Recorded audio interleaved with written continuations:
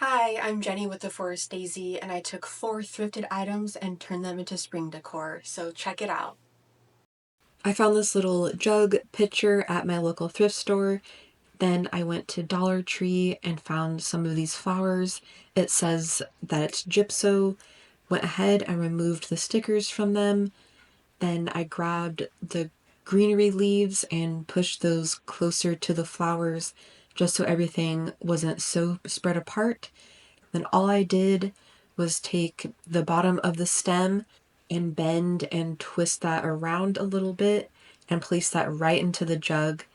Another way to do this would be to get some floral foam and put that down in the jug, then could cut the stems individually and make an arrangement that way. But I just thought this was the easiest process. Then grabbed some jute string and cut a strip of that off, and I put that through the handle of the jug and brought that around to the front and tied a cute little bow. And I noticed that the ends were a little too long, so I just went ahead and trimmed those up to complete the project.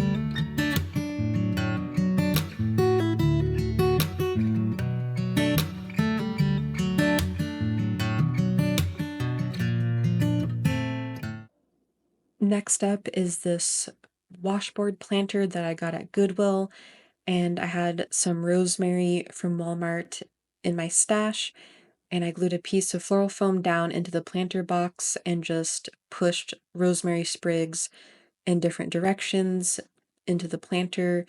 And also in my stash were some dogwood flowers that I got at Joann's a few years ago. And I must say, I'm so sad that they're going out of business because I truly loved shopping there. But as you can see, I placed the dogwood flowers around in different areas, and I kind of had to mess with it a little bit to make sure that they were evenly spaced out.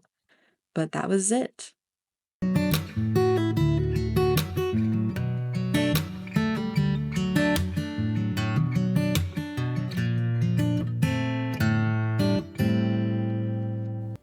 I found this small metal bird cage at a garage sale over the summer, and then these mini wreaths were at the Target dollar spot a few years ago. And if you've noticed a pattern, I have a lot of things that were in my stash, but I try to use things that I already have on hand. Then when I put the wreath inside, I made sure to pull a piece of greenery through each section of the bird cage, and it ended up being the perfect amount. And I cut a piece of jute string and pulled that through the bottom of the bird cage, and then just pulled that tight so I could tie a knot because I don't want the wreath to move around at all. So I ended up repeating the process on the other side. Then after I tied that knot, I took my scissors and trimmed off the excess because obviously don't need that poking out. And then also some flowers that I had on hand were these daisies, but you can find all kinds of flowers at Dollar Tree, Walmart, any craft store. And I put some hot glue on the back and glued the daisies down onto the wreath so they were kind of holding on to the greenery. And I tried my best to evenly space those out, and I thought this was a great addition to add a little pop of color around the bird cage. And then I cut a piece of 4mm jute rope, and I also made a loop for this, and I tied a knot at the bottom to make the hanger. And then once the knot was done, I cut the ends off because I didn't need it to be that long. And I just put some hot glue on the top of the bird cage, then pressed the rope down on top until it was secure. And I had some of these LED votive candles from Amazon that fit perfectly into the bird cage, and I thought the glow was a nice touch.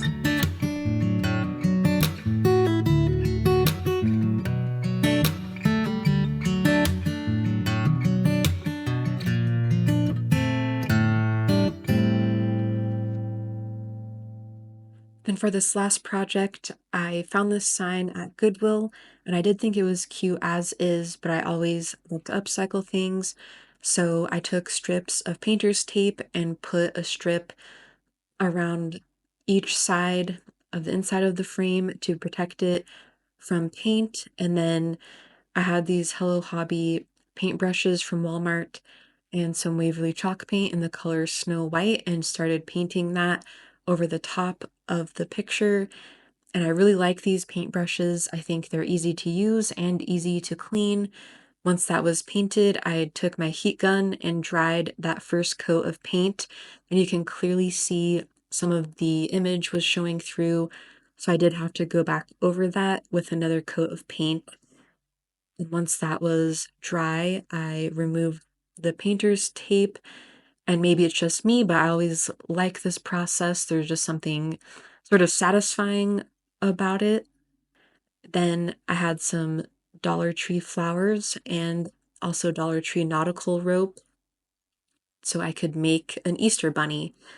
Then I took the flowers off the stems and grabbed one of those pink flowers, added hot glue on the back, and put that at the bottom of the sign towards the center or towards the middle of the frame. And then I put a flower on each side of that first one and grabbed two more flowers to put towards the top of that so I could make a round shape to start the bunny head. Then with the nautical rope, I just like freehanded the bunny ear shape and I did my best to make sure that each side was as even as possible. Then with hot glue, I just went in small sections so I didn't mess up that shape, and then cut the rest of the rope off so I didn't have the long piece, and then decided that I needed to add a couple more flowers to make it look fuller, and I just placed those in at the top. Then I grabbed those hot pink flowers that were smaller and started placing those around the bunny head to add some more dimension and another pop of color in there. And I had this lamb's ear from Walmart that I thought would be a good addition to the bunny ears. So I put hot glue on the back and then placed a piece of lamb's ear on top of each bunny ear. And I thought it was a nice addition. Thank you so much for watching. If you like crafting, upcycling, DIYs, and home decor, please like and subscribe to my channel.